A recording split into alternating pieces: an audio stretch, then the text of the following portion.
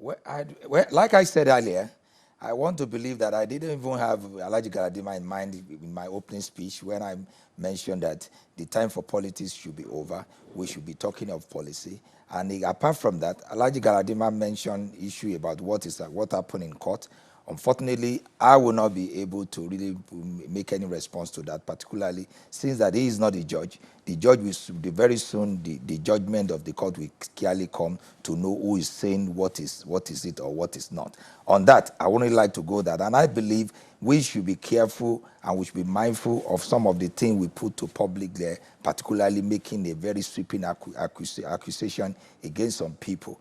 I'm very sure, I'm so happy that Alhaji Galadima was even given a chance to even address the court, to present his testimony in court. And there are some questions that was put to him in that court that today, there is no answer to that. For example, this is the man that you have been with since 2000, as far as we are concerned, from the time he started his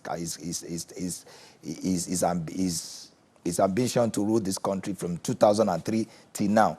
3 consecutive times, Alhaji Galadima has been with him. He's saying he is the best person to rule this country. How come within the twinkling of an eye for him now to say no? And again, when we talk of rule of law, I want to let you know that even the last speaker, that is the president of our bar, that's Nigerian Bar Association, happened to be one of the testimony of the rule of the rule of law we are talking about.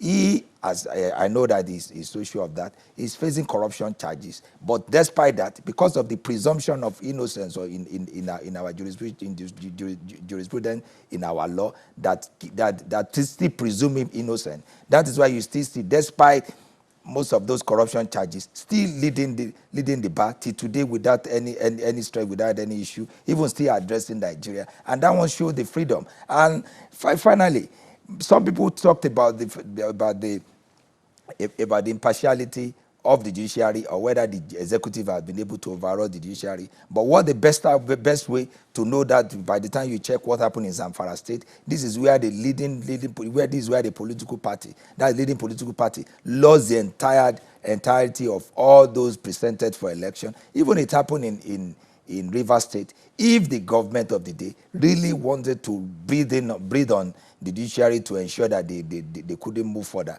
the government should have been able to do that. But the judiciary has been given a free hand. That's why they can rule against this ruling party. They lost in Rivers State.